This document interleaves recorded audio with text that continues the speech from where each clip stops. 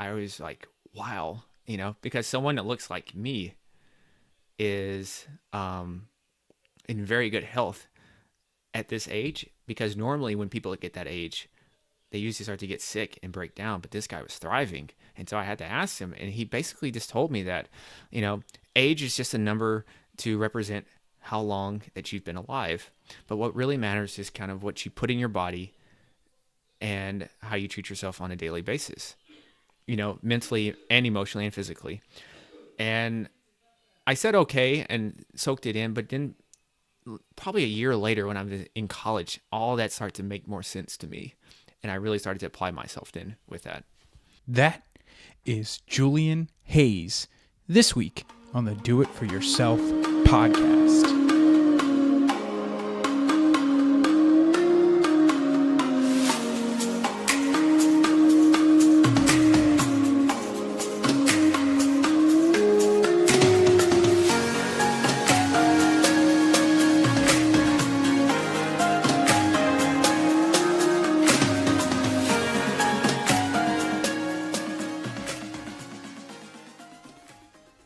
Hey everybody, how's it going?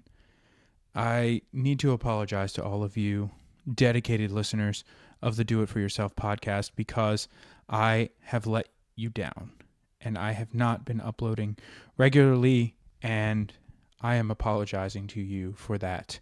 I have the podcasts. I actually have had them banked and they are being stored on my hard drive. I have not uploaded, and it's been a bit of a rough March for me. And so after I uploaded my interview with Talbot Cox, things got a little rocky for me here. And long story short, I'm having some issues with my car, and I'm not exactly sure what the outcome of that is going to be. I have since canceled my triathlon season for this year.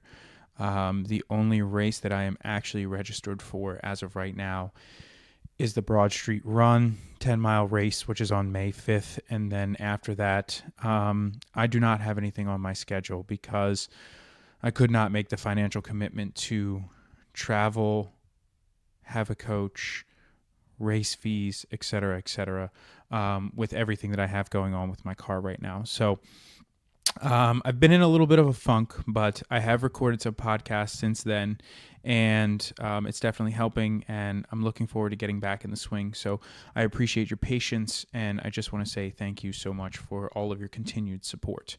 On to today's guest. My guest today is Julian Hayes, and Julian is a high-performance health and sleep consultant. He is an author. He has written for Inc., Success. He's done some really great pieces, and the reason that I got connected with Julian was because he had actually heard a podcast episode, and he reached out to me to come on the podcast. And normally I like to really get an idea of what people are all about before I have them on the podcast. I want to make sure, I've said this before, but I really want to make sure that they fit with what I am trying to do with the Do It For Yourself podcast. Well, Julian did not just send me a message on Instagram. He did not just send me an email. Julian actually put together a video. So he recorded a video, edited it, and then uploaded it so that I could watch it, kind of explaining how he had listened to some of the episodes, and some of the things from especially Preston's episode really resonated with him. And so it was just really, really awesome the way that he went about it. So I knew that Julian was doing it for himself, and so I really wanted to get connected with him. So we sat down, we had a chat. It went very well, and I'm really looking forward to sharing this conversation with you. So without further ado, here is my conversation with Julian. All right, man. So you ready to get this underway? Let's do it. I haven't got to talk about middle school in a long time. Yeah, we're gonna get into we'll get into a little bit of everything. Yeah. But first off, Julian, I just want to say thanks so much for jumping on this evening. I really appreciate it, and I'm looking forward to it. Didn't get a chance to say it yet, but Happy New Year. We are fresh into 2019 here, just 8 days in. So I'm really glad to kick it off with an awesome guest. And what's going on with you? What do you have going on? What are you up to? Yeah, I'm executing on the plans that I laid out for 2019 and kind of getting back in the swing of things. I was with family, and now I'm just getting some projects underway and just continuing the momentum that I built in 2018. Yeah, and I'm sure we'll get a chance to talk about it, but I'm sure you didn't sit down on January 1 to start setting up 2019. This was some stuff that you probably had in place, and some ideas and some goals, and some aspirations that started well before the first of the year. Oh, definitely, definitely. It Yeah, was it was yeah, probably at least a week out or so that I just yeah, started doing little chunks of it and everything.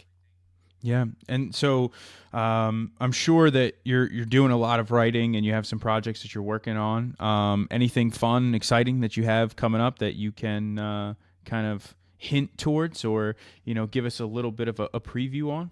Yeah, so I'm close to starting a podcast, Okay. and then I am probably later in the year I'm gonna finally have some kind of group coaching program. Awesome. And Awesome. yeah, and then I'm just reiterating with the coaching I'm doing now. I took a break for the better half of last year just because I was helping family. There's just too much. I didn't have enough space to really give that undivided one-on-one attention. So now I'm really getting back into that and ramping that up. So I'm excited about actually working with people again, and, Yeah. instead of just writing as much. So I'm not doing as much writing, and now just focusing on the podcasting and then the coaching and stuff. And so, talk to me a little bit about what kind of coaching you do. Just give me like a brief little overview for everybody who's listening. What kind of coaching you do, some of the consulting work that you do, and stuff like that. Yeah, so individually, I call it a precision wellness and concierge practice. So it's a pretty high level, hands on practice that I'm working with, and so we're using things such as epigenetics. We're using all sorts of modalities to kind of just help them create more energy with predictability, and to just help them unlock their human potential so they can make more of an impact. And who is the they that you're talking about? What is your typical patient or Mhm. person that you work with look like? Yeah, the typical client's going to be just an entrepreneur or some type of high performer, a high achiever, a go-getter pretty much, who has a hard time probably being still. Okay. Yeah. Okay. So it's a lot of business owners, a lot of people who are in the entrepreneur space, people who are maybe just starting out, or people who are well established, and it's kind of gotten to that point where they realize that something isn't quite right, and obviously it's not in the business, because they are highly successful in the business, and they need to kind of take a step back and look at some of the other parts of their life that could be affecting what's going on. Yeah, and it's someone that wants to go from really good to being really great.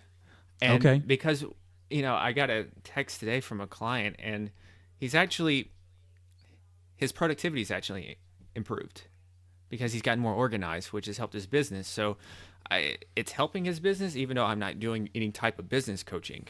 But Mm-hmm. health has its effects over every facet of our life, so it's inevitable that it's going to happen. Yeah. That's why I think like managing your healthy energy is your most powerful currency. Yeah, absolutely, absolutely is. I mean, there's no doubt about how productive you can be, if you are a healthy person, and you're working out. And I'm sure, as a lot of people who listen to this know, especially if they work out in the mornings, the rest of their day is so much more productive, just based off of that maybe 20 minutes to an hour that they do before going to work for the day. Yeah, and also your compliance is going to be higher when you get it out of the way, because Mm-hmm. I noticed myself, there's probably a 50% difference, or maybe even higher, if I try to go for evening workouts instead of Okay. mid morning workouts. And this is just for myself and just kind of tracking and noticing days that I miss my workouts. And it's Mm-hmm. because we only have so much willpower, and going through the day, there's all sorts of things that are shooting at us, and that's going to eventually just drain our mental fatigue. Oh yeah, absolutely, absolutely. It's. I was actually just talking to somebody about this the other day because they said to me, oh, if I'm thinking about getting, a Peloton bike or something like that, so that I could have it at home because, if I come home, if I have it in my house, it's going to be so much easier. And I said, listen, I don't want to shy you away from getting some sort of exercise equipment in your house, especially since you've seen all the exercise equipment I have in my house. I'm the first to say, like, yes, absolutely do it. But just know that it is not going to be easier for you to work out when your gym, quote unquote, is in your house. Like, that's actually going to be harder because when you get home, there's distractions. You've got kids, you've got family, you've got the couch, you've got the TV, and you've got the chips in the closet or whatever it may be. Like, there are many, many distractions by the time you get home, and a lot of us are tired by the time we get home. So, just having the equipment at home isn't going to be enough. And, going to the gym, you can avoid having some of those distractions. So there is something to be said for having a gym membership and going to the gym and working out, along with doing it in the morning versus doing it in the evenings. Yeah, and if anything, I the gym is my main thing, but I have backup, like a kettlebell or something for me at the house just in case. But Yeah. for the most part, the gym is there just because a it's good to get out of the house Mm-hmm. and to get around people, and people motivate me. Seeing someone, I like to be around people when I'm working out, just because I like to see people that are going hard and pushing themselves. That kind of eggs me on to push Mm-hmm. myself, and so I don't know them, but it almost turns into some kind of competition in a Oh, certain. for sure. Yeah, absolutely. That's why people run 5Ks. If they run a 5K race, they run the race faster than they've ever run, 3.1 miles on their own. Like, you're running next to something. We are naturally competitive for the most part. I mean, at least especially people who are into racing and everything like that. So yeah, there's absolutely something to be said for working out, training, and racing around other people. Yeah, and when I was racing, a friend, we were doing some friendly sprints, and then we did some rowing, and after like three or four, it definitely turned into a competition. Mm-hmm. Yeah, yeah. I bet. I bet. So, talk to me a little bit about what you were up to in your early teen years and through high school that was going on in that point in your life that would kind of possibly lead you to this path of being interested in the health and wellness industry. Well, funny enough, it wasn't directly because I was surrounded by a bunch of healthy people, because my environment and family was anything but healthy. In fact, it was filled with a lot of chronic diseases such as diabetes and then obesity. And aging is just a part of the process, and you just get sick as you get older. That's just commonly accepted from many lines down the family line. The thing that saved me, though, was that I had a library card, and I loved comic books, and I just liked books in general. And I got to read other parts of the world and other people who were living a different life. And that allowed me to dream, which is something I'm very good at now, is to just see the possibility, to have some sort of optimism. And that's one of my greatest gifts with that. Um, Middle school, I was pretty, I would say, not a cast off, but I wasn't exactly the popular person. I always felt I was different, which is a good thing now, but back in middle school, it did not feel like such a good thing. No, not Yeah, at all. but it's actually a Not at gift. all. These are actually gifts now it's a blessing. But back then it was really tough because Mm-hmm. you're different. I played, I think in like seventh and eighth grade, I was playing Pokemon cards, and I tried to play Magic the Gathering a little bit. Um, my only saving grace was I played basketball, so that kept me in relatively okay shape. By okay, I mean I was a toothpick, but that helped me because my diet was primarily fast food and more fast food and a lot of root beer and video games. But luckily, I had a little activity, and so all that summing up, that I have compassion, and I'm very good at seeing the world through the eyes of somebody else that I'm talking to, because I know how it is to have to change your paradigm, because health can be sort of intimidating. If you look at social media now, you can be very extreme with it, and I can see how it's intimidating. Yeah, I mean, social media is intimidating. Everything's intimidating, and especially being, in middle school, and being into some of the things that were maybe not necessarily as cool, as some of the other stuff, and other things that people have going on. It seems like that would definitely be an easy place for people to kind of poke fun at you. But I wanted to kind of step back for a second and ask you two questions. The first thing was, where's your family from? So I know that you said that there's, you have diabetes and this strain of things that run in there. Now, would anything like that be kind of a product of the environment and where you were from? For example, living in the South, there's a lot of people that have, fried food. So, living in North Carolina or South Carolina, some of those places like that, everything is fried. I mean, literally from, stuff at breakfast to your dessert, like they fry everything, including Oreos and ice cream and cake, and like everything's fried. So were you from an area where there was, something like that could lead to this kind of strain of disease in your family? Absolutely. It's I was actually thinking about this today too. I'm actually from Nashville, Tennessee, and all my family's Mm-hmm. from Nashville, Tennessee. So, I was writing about like why nutrition is so difficult, and it's key things that are left out, and one of those is cultural attitudes and economics, and then lifestyle and environment, as you mentioned. Those four things are were huge. We all have different propensities for particular illnesses, but that doesn't necessarily mean that we're going to get it. It just means that we have a higher likelihood to get those things. The thing is, with my side, is what I noticed is that we just didn't have the information available. The Mm-hmm. the education was really lacking on that, and then the cultural attitude toward foods. Like there's certain demographics that gravitate toward identifying with certain fried foods. It's a part of their culture, so it's really hard Mm-hmm. to break those kind of roots with that. Yeah. Oh, absolutely. Absolutely. And I mean, especially like in the example, in the South, everything is fried, and, there's a lot of like high fat, and we're not talking about avocados and olive oil and, Oh no. almonds and walnuts. Like we're talking about the fat that you really want to try and stay away from. So, I'm sure there were some things like that. Is there anything that you can remember in particular from, Nashville that, is one of your favorites, but definitely one of those things that you should try and shy away from? I'm very simple. I enjoyed my family's fried chicken. I enjoy fried Mm-hmm. chicken.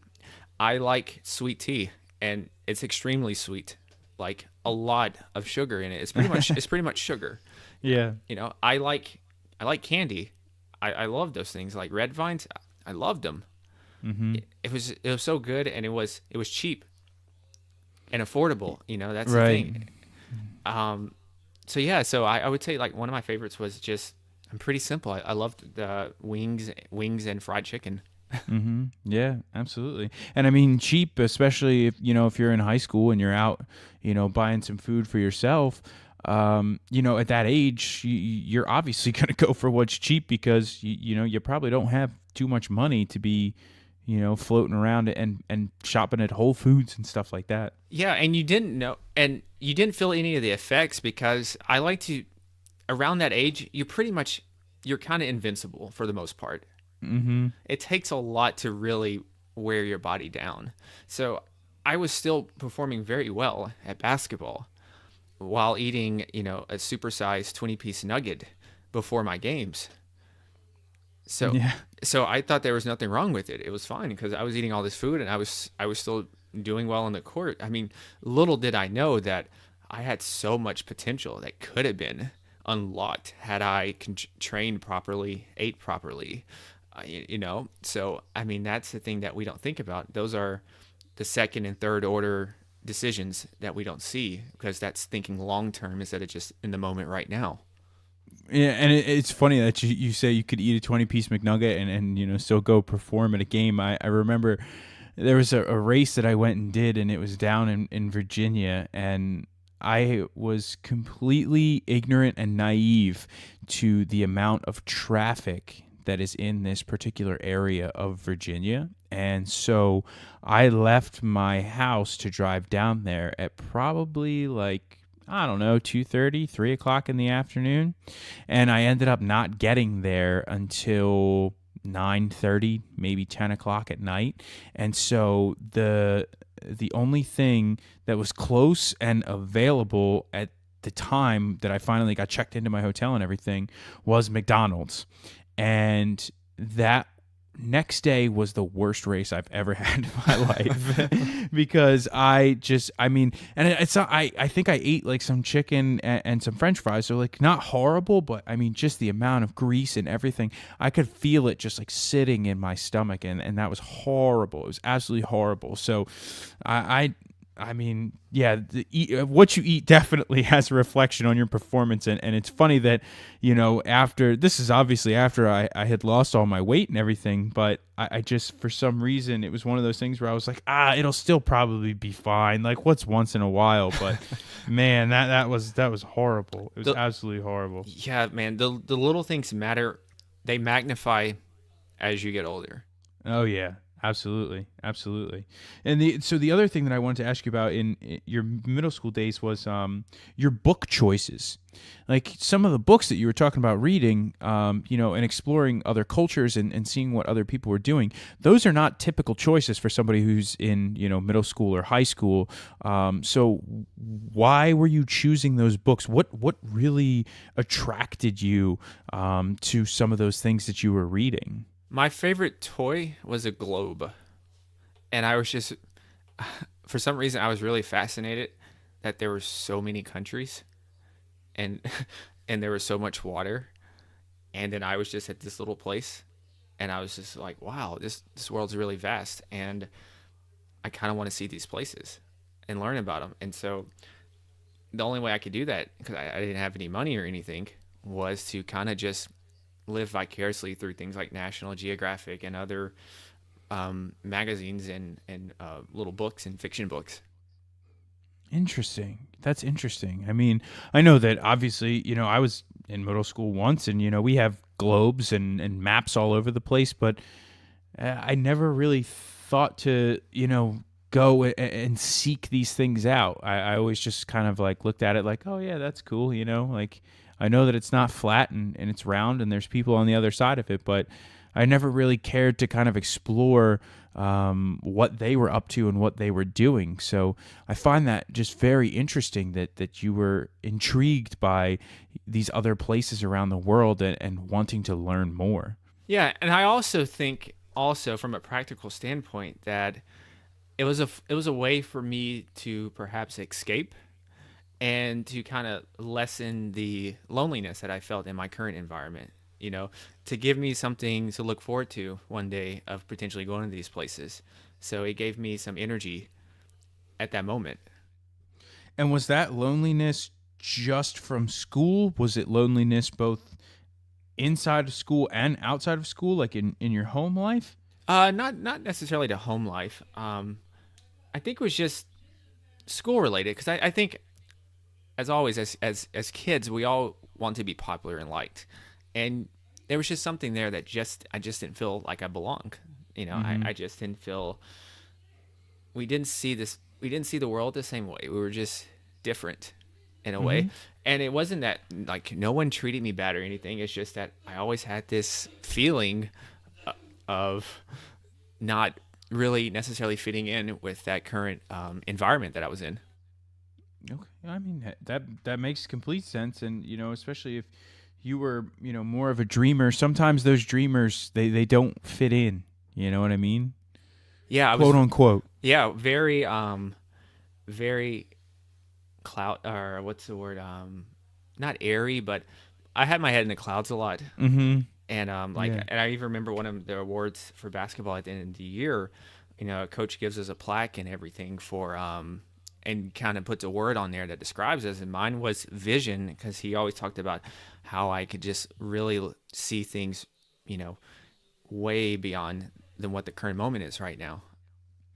And so, just kind of speaking to that and being able to see beyond, when did this idea of med school kind of pop into your brain, and what was the driving force to explore this option as you started to weave your way through high school and get closer to this point when you needed to make the decision? Yes. So when I went to undergrad, my major was going to be, it was marketing and international business, and I wanted to be I wanted to be someone that works for a place like GQ or something. I imagine I was just an idea guy. I just gave ideas for these cool promotions, and I got to go to swanky, like black tie affairs, and everything. Basically, I think the movie is How to Lose a Guy in 10 Days. Matthew McConaughey's job in that movie. Mm-hmm. I think Yep. I wanted that job. So, um, and then my roommate, we kind of know what we were doing, so we were like, "Oh, let's just be marketing majors." He's like, "Oh, it sounds good. You could just be idea man." And when it comes time to do the actual marketing work and they tell us about marketing, that job is very rare to get. And most likely I was going to get something involved in sales. And so that's when I was thinking, oh crap, I need to I need to reroute this trajectory that I'm on. And so I was really into fitness and working out. So it seemed like a natural pairing. So initially I was into physical therapy, but then the idea of medicine and being an eye surgeon, which is what I wanted to be, that really became a fascination for me. And so I took the extra prereqs and still kept my business degree. And then I applied for school in New York, and I got to go there for a year. And that's how I landed up there during that year. Now, you said that you were into fitness. What got you into fitness at this point in time? Because I know that you were playing some basketball and Mm-hmm. stuff. You said that you were, more or less a twig when you were in middle school, and I'm sure that probably went into high school as well. Yeah. And it's actually funny because I had another podcast with a guy, Raheem, I call him Heem, and Heem was the same way. Heem was a twig when he was, in middle school and high school. And when we were doing his podcast, we were both laughing because I said, Heem, we are at opposite ends of the spectrum, but we both probably got made fun of the same amount, because who are the easiest people to pick on? The kids who are big and Yep. the kids who are really little. And so that was Heem's like driving force to get into fitness, because he wanted to be bigger, whereas my driving force was that I wanted to be smaller. But what was your driving force to get into fitness, during your undergrad and kind of probably, I would assume, like late high school? Yeah. So I actually really started working out in college. And that's when I had like my first salad at like 19 or 20.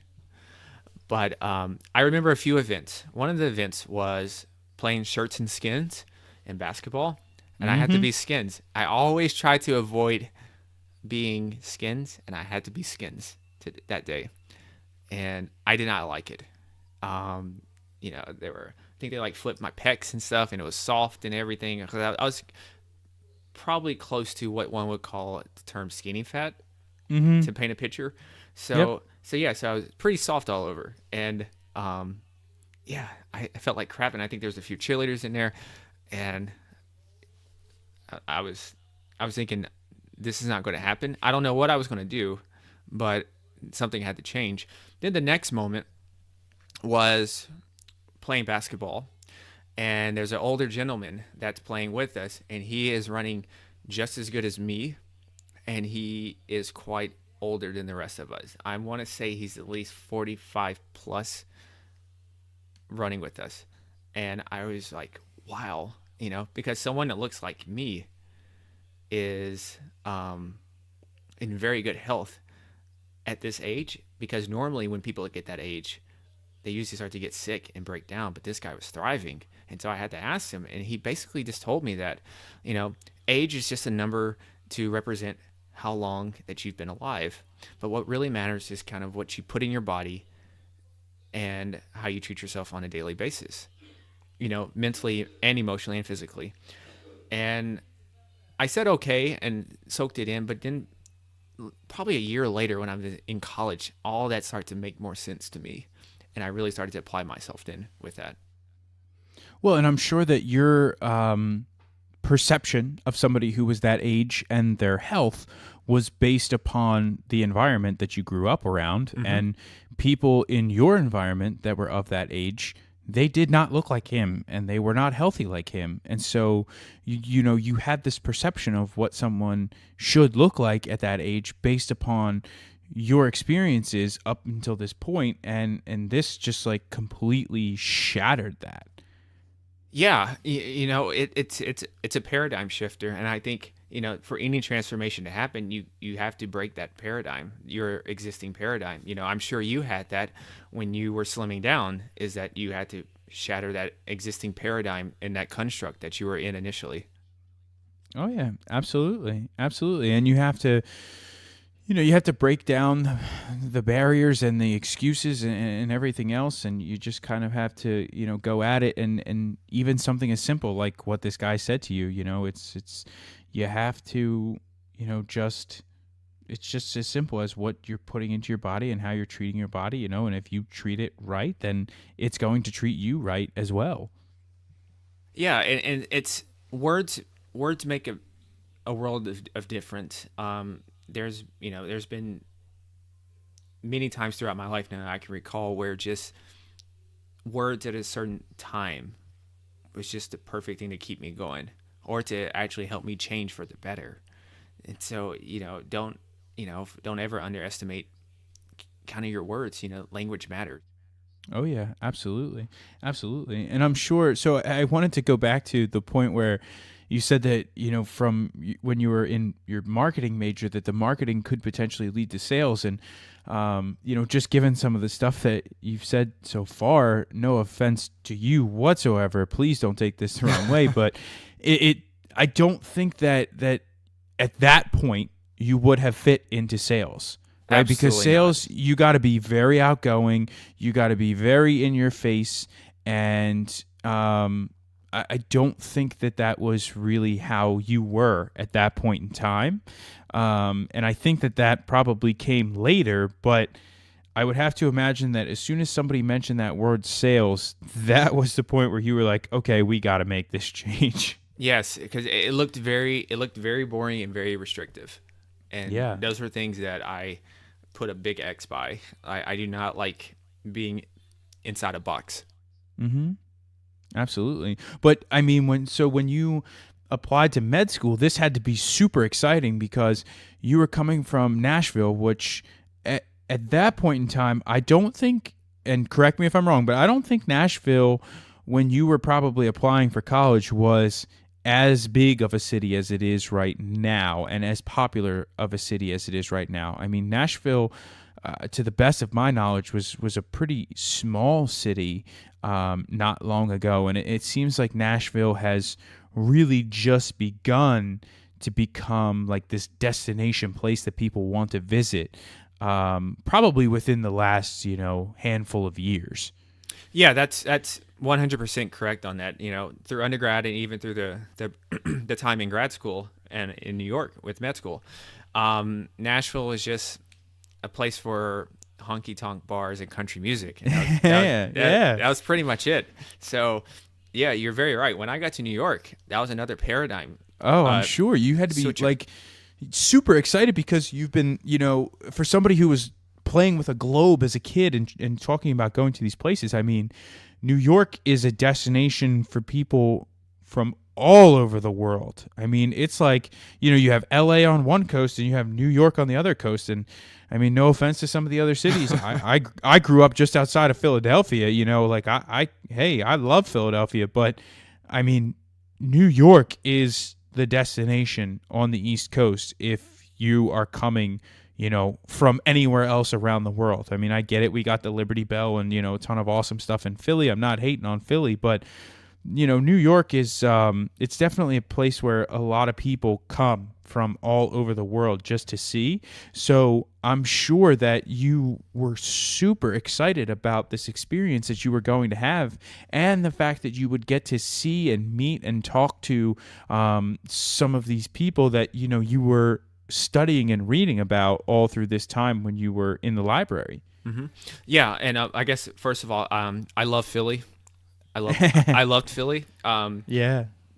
I'm a Philly sports fan in every sport. Okay. Yeah. So, Nashville didn't really have any sports teams when I was little, so I adopted Philly just because they had some kind of reputation, and I like the passion. We still do. I call it passion. So, yeah, so do we. Yeah, I love my Philly sports team. So, I love my time there when I visited. But back to New York. You had to be pretty happy yesterday, though. Oh man, I have to get that in there, right? You had to be a happy guy yesterday. Man, I was shocked. I'll just put it that way. I did not. I knew they were going to score, but I didn't think he was going to miss the field goal. So actually, I was going to say that, and we're going to sidebar for a second because you're a Philly fan. I'm not a huge like die-hard sports fan, but I will sit down. My dad had season tickets for the Eagles when I was growing up, so of course I follow the sports. But I've been, obviously there's so many things circulating on social media and memes and all that stuff right now, but people are calling it a missed field goal, and if you go back, it was actually tipped. Oh, really? Yes. So it was a tipped field goal. Like it wasn't a full block, but they slowed it down and they did whatever they did. So they did show him getting fingertips on the ball. Now I don't know how much that affected it, but you watched the dude drill it just before they called the timeout. So he had to have something there. But yeah, so okay. that's kind of getting a little under my skin at this point when people are called, oh, you guys, you won on a missed field goal. Well, not necessarily. Like that lineman got in there and he did get a fingertip on the ball. So that's my little dig at sports here on the Do It For Yourself podcast. But yes, go ahead. Go back to New York. Okay, yeah. So talk to me about that. So back to New York. So I'm coming from Nashville, so pretty much think of Nashville as conservative for the most part and New York as extremely out there. And the thing about New York, immediately when I set foot there, was the energy I felt. And, making friends there, I realized that my kind of personality is actually quite common. There's a lot of people like that in New York.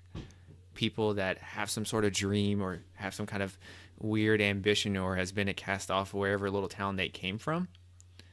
So that made me feel at home, that I wasn't a weirdo. I'm just different from the people in my hometown. That's it.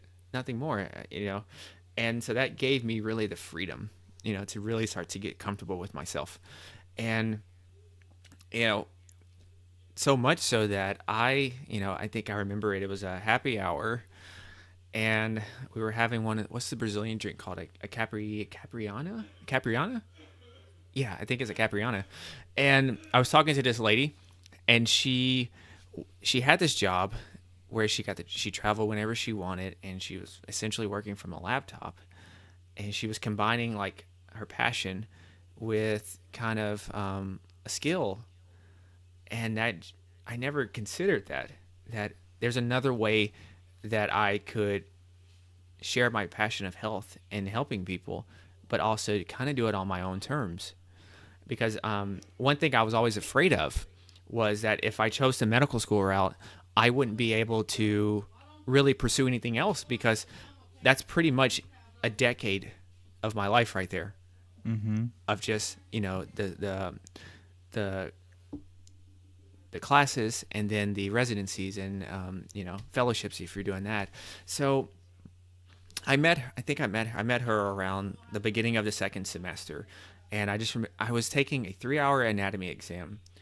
I I should be focusing on um, leg muscles and nerves, but I caught myself drifting, thinking about the conversation and then thinking about if this is right for me. And that's never happened.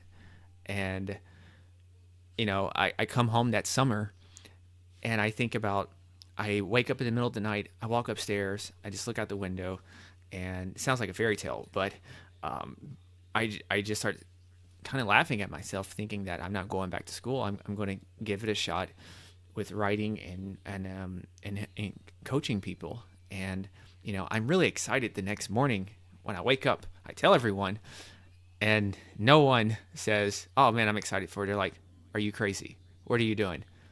Are you serious? Did you get drugged?" Not one congratulations from that. So um, that's kind of the journey with New York. And I'm sure that the process to get into med school, the application process, and a lot of I would have to assume that there's testing that has to be done, and then all of this excitement going to New York. And I mean, yes, I'm sure it was amazing to meet this person who was kind of offering something that you had never heard of before, and it was something that you didn't even know was possible. But in the same breath, I would have to imagine that this was still a hard decision for you to come to terms with, even though you made it sound so easy there. You were essentially giving up on a dream, so to speak, because New York had everything that you could have possibly wanted. You fit in New York versus back in Nashville, where you felt lonely and as an outsider. You didn't feel that at all in New York. Yeah, and the thing was though, I I realized I was still young, relatively speaking, and you know, med school and becoming a doctor, it was always going to be there. You can always go back to school. No school is going to turn down your money, providing you have the right grades and everything. But pursue this other thing of writing and coaching and then doing some traveling on kind of on my terms. That that could be there in the long term. But, as many of us know, the older you get, the harder it is to really start new habits, to start new identities when it comes to our jobs and everything, because you get comfortable with it and the pain of changing, increases. And so you don't want to do that, because then oftentimes then as you get older, you start to have a house, you start to have a family. So making that kind of switch is in most cases really difficult. At this Yeah. time, it was just me, and I would have some student loans, but in the grand scheme of things, I didn't have a family or anything, so that kind of made the decision easier for me. Even though I knew what people were going to say, but I had to, essentially, do it for myself. Yeah. Absolutely. Absolutely. So now when you have this idea, why did you go into the things that you were going into? Mm-hmm. So, for example, are a consultant for sleep. There's probably millions of Americans that have a sleep disorder or a sleep issue of some sort. I don't know the statistics, but I could only imagine the number of people who, have some sort of prescription for sleep medication. They have issues falling asleep. I know that I have suffered from it personally. And, it's just one of those things that I'm sure there's a reason that you decided to go into this. So did you have some issues with sleep, or did you know someone who had issues with sleep? And, what was the driving force for you to go down the avenue of sleep? You know, strangely enough, I've never had sleep problems.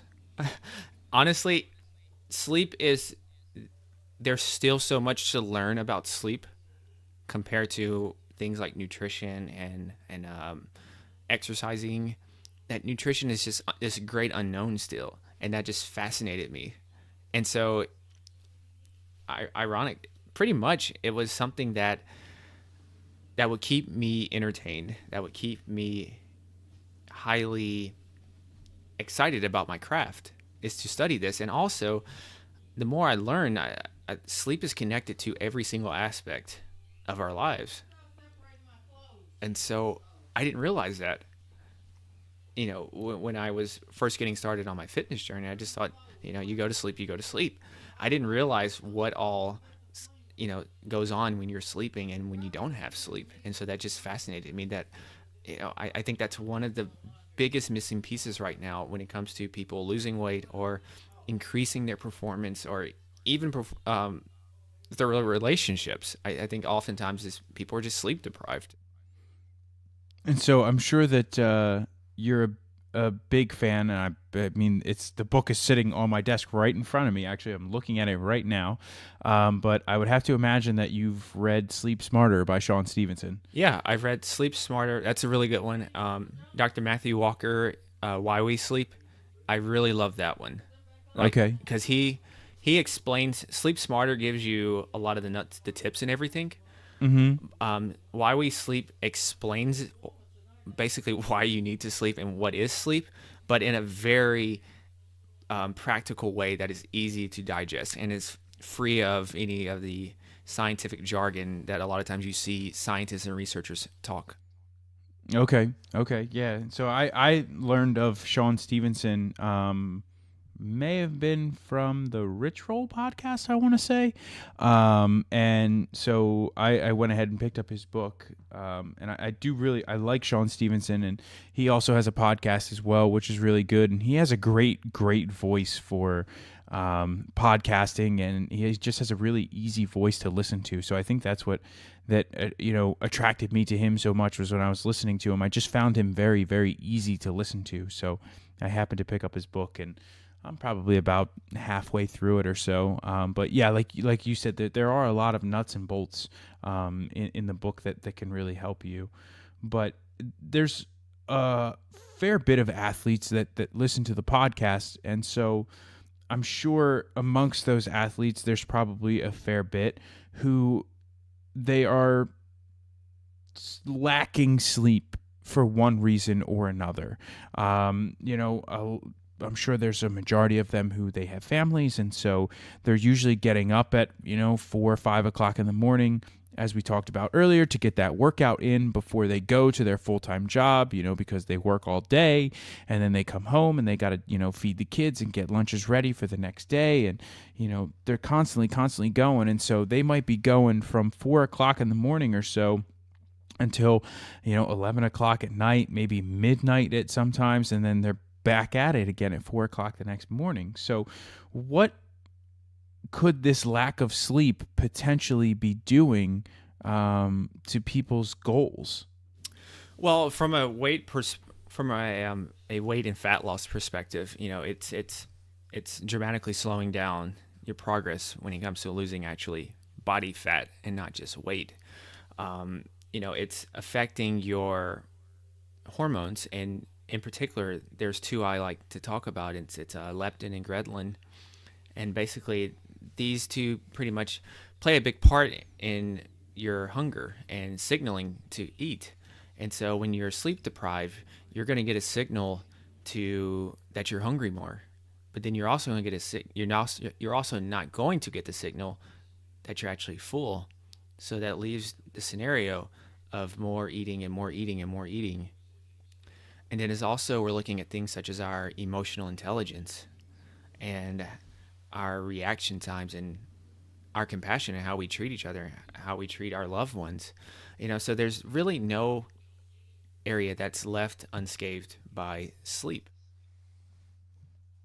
And so on a performance standpoint, like, for these athletes who are these age group athletes who are wanting to perform at a high level, or even somebody who is just maybe not looking to perform at a high level in respect to other people in their age group, but just for themselves personally. They would like to, do better at the next race.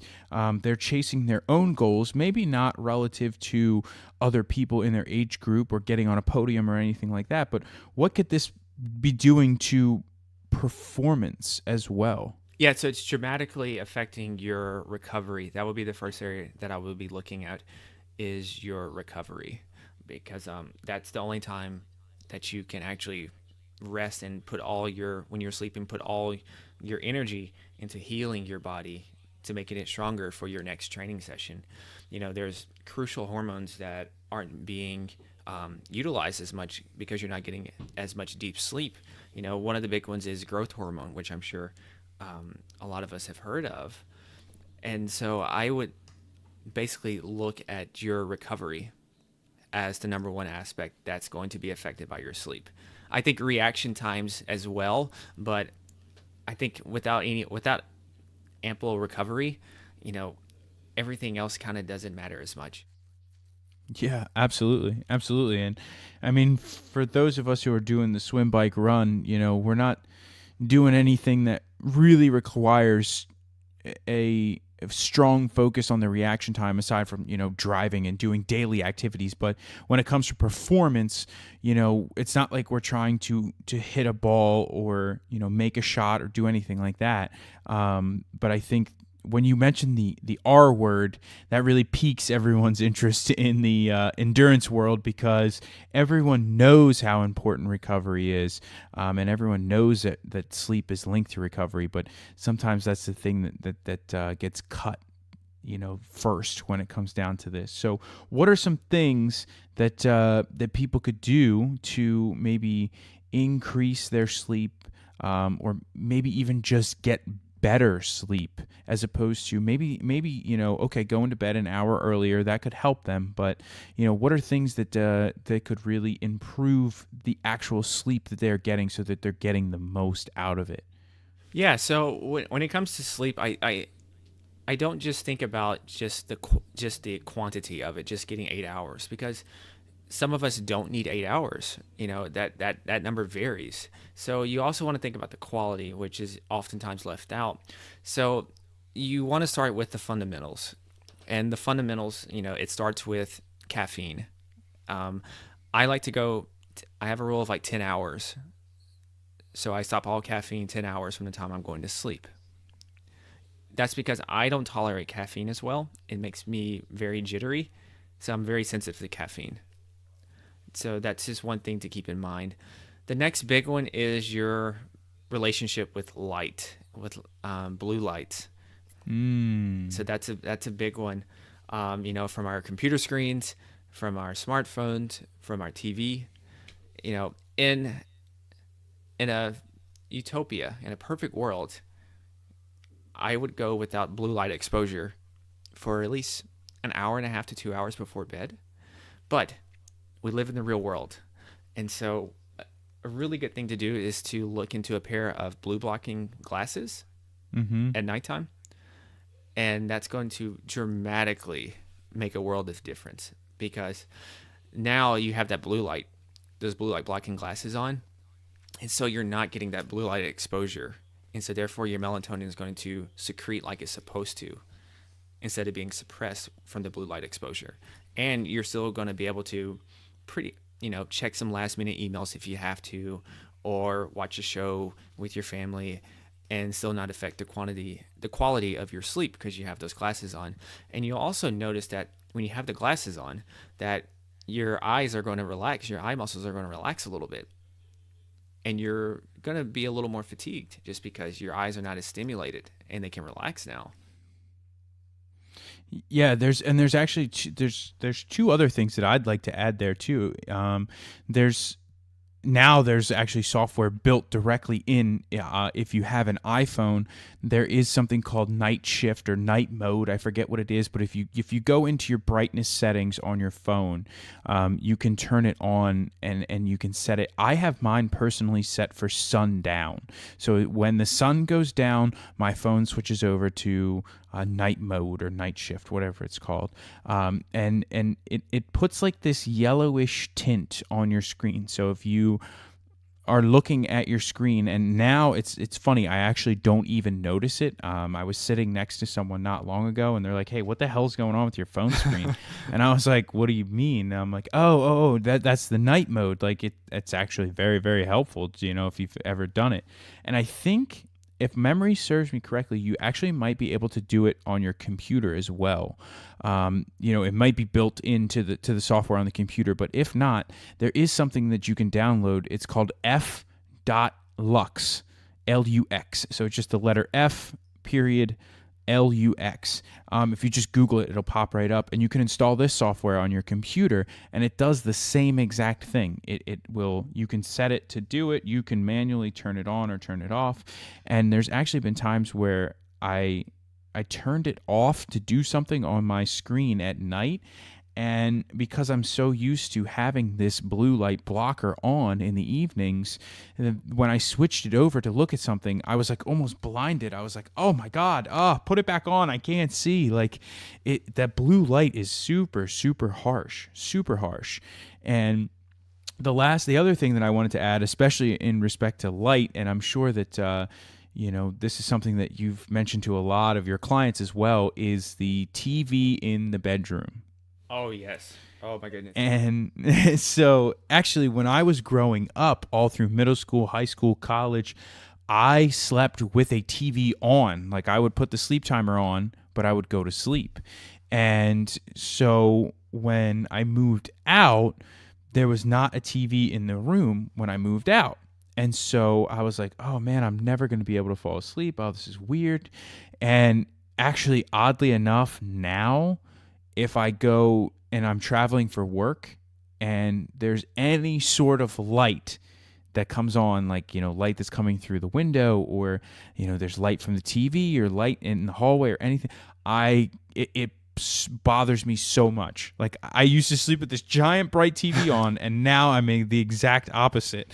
So, obviously having that blue light shining in your room while you're trying to fall asleep is not going to be beneficial. Yeah, and I should probably also mention, to two more things first of all, to piggyback on, talking about the light, is to make sure your room is as dark as possible. Mm-hmm. Yeah, that's a simple one. It's just to all those little junk light, we call them junk light, just little from like your phone or like little plugs or something. Try to have a way to cover that up and to keep your room as dark and as cool as possible. And then the next one is an underrated one, which is to try to have your last meal 2.5 to 3 hours before bed. Just because you want to allow ample amount of time for digestion to take place, so you can direct all your energy to sleeping and recovery. Because if you think about it, if you eat an hour before bed, your body is still processing that food, and so a lot of energy is being taken up by digestion instead of rest and recovery and healing your body during sleep. It's because you still have digestion going on. Yeah, that's a good one. And I know I've actually talked with people before, and they're like, "Oh yeah, I ate too late last night, and then I tried to go immediately lay down, and I just could not fall asleep." And I I can't say that I've ever, suffered from that, but now that you mentioned that 2 to 2.5 hour rule, I always eat well before, but that's probably because I usually go to bed a little bit later than, some. I wouldn't say most. I mean, I'm not like a night owl by any means. I usually try to get in bed by about 11. And so, but actually just playing off of that, talk to me a little bit about, this same time going to bed and same time waking up, and how that really helps with your circadian rhythm. Yeah, so we have a bunch of clocks in our body. The most popular one is the circadian clock. That controls and regulates our sleep. And one of the big reasons to stay on a consistent schedule with your sleep is this thing called social jet lag, which you don't even have to get on an airplane for. It's basically, this is an extreme example, but just this will get the point across.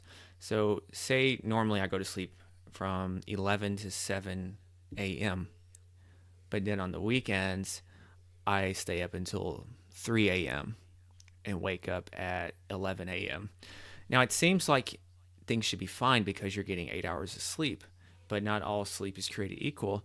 And also, when it comes time to get back into your work routine on Monday, you're going to have a harder time falling asleep. And you're going to have to wake up earlier anyway because you have somewhere to be, say at 8 o'clock. And so you're putting yourself in a sleep deprivation state just from not staying consistent with your sleep schedule. And Yeah. and then also with the clocks, theoretically, you shouldn't need an alarm clock to wake up with. And when you're on a good schedule with your circadian rhythms, you're gonna be able to wake up without an alarm clock. I am unfortunately not that person. And even though I do my best to, get in, I don't fall asleep by 11 by any stretch of the imagination, but I try and get in bed by at least 11. And then it probably takes me a little while to fall asleep depending on the, day's activities. And then I usually try and wake up around 7:15 with an alarm clock, usually with maybe two alarms. But I do try and get up at the same time every day. And I think the most difficult one for me was doing that on the weekends as well, because I am somebody who loves sleep, and I am, even if I did go to bed at 11 on the weekend, I would still allow myself to sleep in until like almost 9 o'clock. And I do still do that every once in a while, but if I do it, it's usually just one of the nights on the weekend. So let's say I stay up until 11 on, Friday, maybe I'll allow myself to sleep in until, 8 o'clock or so on Saturday, and then usually get up, at 7 on Sunday. And it kind of just depends on what's going on. But I do try and allow myself that one escape because I think that's, as much as it's important to stick to a schedule and a structure, I like to be able to have that one day off as well. Yeah, and also this is just your body sending a signal. A lot of when you train hard and you're doing a lot of endurance work, like you're doing, that's putting a lot of demands on your body. So you pretty much need that rest. So that's actually good for you. That's why, I have to warn clients sometimes that those who are just CrossFit 7 days a week, as intense as you're CrossFitting, you have to treat your recovery as intense as you do your workouts because they have to balance out. And so with your sleep and in particular the social jet lag, I don't expect nor do I think that you have to be super strict of every day at 11 to 7. I tend to tell clients when it comes to those days on the weekend, give like a buffer of an hour, hour and a half, and you tend to do fine. If anything, you go to sleep an hour and a half later, maybe you still wake up at the same time.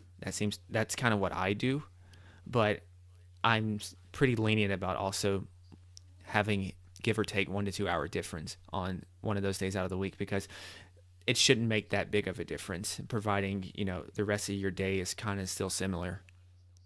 Mm-hmm. Yeah, I'm a huge fan. I will say I'm a huge fan of going to sleep on either a Friday or a Saturday night and just waking up naturally the next morning. Like, and it is great, and but there's definitely times where when I do wake up naturally, and sometimes it pushes even to 9 o'clock, 9:30. I'm like, oh man, that was a bad idea, because there is such thing as too much rest as well. Yes, yes, but in today's world, I think most of us will not have that problem of too much rest. I think it's always going to be a little bit of the other of not having enough rest. So Mm-hmm. I would love to see people having a problem of too much rest. Yeah. Absolutely. Especially the athletes out there who are not only intensely training hard, but also are intensely, treating basically their professional life kind of as a sport as well. So you're going hard at all ends of the spectrum. I would love for them to have that problem. Yeah, absolutely. And I feel like the person who is going hard in athletics, whatever hard may be for you, I'm not saying that is somebody who is on a top level age grouper or even on the brink of professional. I mean, just even the weekend warrior, so to speak, who, is just out there trying to better themselves, but they take it very seriously as well. A lot of times the people who have that personality, they're the same. They can't only have that personality for one thing. They have that for everything. So everything they go at 100%. And so it's just go, go, go for every aspect of their life. Yeah, and that's why normally the missing link to getting to the next level is honing down on your rest and recovery techniques. Mm-hmm. Yeah, absolutely. So, Julian, do me a favor, and first let's have you give out your social media and some of the places where people can connect with you. Maybe if they hear something they like and they want to maybe ask a question or two more about sleep and recovery, or some of the things that we talked about, give them a way to get connected with you. Yeah, so the best place is just to go to my home base, which is theartoffitnessandlife.com. And there you'll see a host of other resources. You'll see my consulting options to do there. And also, feel free to email me at Julian, Julian, at theartoffitnessandlife.com, and just shoot me any kind of question. It can be health related, or it can be just general lifestyle related. I love to hear from people, and I love to get connected that way. And I know it takes a village to ultimately succeed, and I wouldn't have gotten to where I am without asking for help and asking questions along the way. And as far as social media, I don't really use social media that much, but I think I'm going to start trying to use Instagram. Mm-hmm. So my Instagram handle is going to be Julian Hayes, and it's going to be II. So Julian Hayes II. Okay. So cool. Awesome. Well, I just want to say thank you so much for coming on, the show. And I must say that the way that you got in contact with me was an absolute first. And it's kind of funny because I thought that it was spam at first. I really did. Interesting. And I was like I kind of got into, when I saw the subject line and everything, I'm like, okay, that's interesting. And I'm like, all right. So I start going through, and then, I got to the second line, and I saw that you were, also somebody who was on an email list that I was on, and, we had gotten connected that way. And then I saw that you had done some research, and, you had listened to some podcasts. I'm like, okay, so this is legitimate. This guy knows what he's talking about. You referenced people who I had on, you referenced quotes and everything. So I was, super, super happy to have that. But then you made an entire video to just explain why you felt like you would be a good fit for the podcast, and how you were also doing it for yourself. And I thought that was really, really awesome that you took the time to make the video and cut it and put it together and upload it into a place where I could then get to it as well. So I just want to say thank you so much for taking the time to do that. And that was something that I really, really appreciated. Well, I'm glad to hear that, man. And I think I love making the video. I love doing it that way. I think we need more of that in the world, of going the extra mile. I think this is kind of a lesson in health as well, is that there's always easy ways to do things. There's always the typical way to do things, but I think oftentimes you're going to have to do something unconventional to get the results that you want, because those results that you want are anything but unconventional, most likely. I think that is very, very well said. And I think that is a good place to wrap it up. So thank you so much. I appreciate it. And I look forward to seeing you on Instagram and staying connected there. Thank you much, man. And pleasure being here. All right, everybody. That is my interview with Julian Hayes. And I just want to reiterate how much it meant to me to have Julian reach out in the way that he did.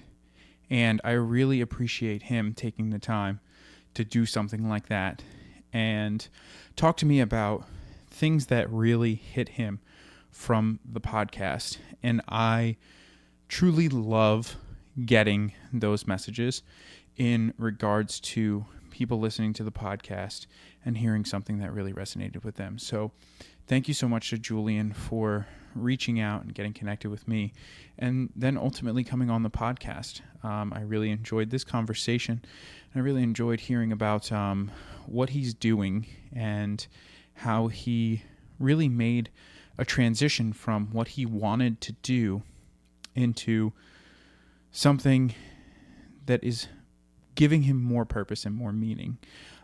So I really enjoy hearing those stories as well, and I enjoy sharing these stories with you. So thank you so much for taking some time to hang out with us here on the Do It For Yourself podcast. If you can, do me one favor and share this show with someone who you think is going to enjoy it. That is how this show, this podcast, and this movement is going to grow.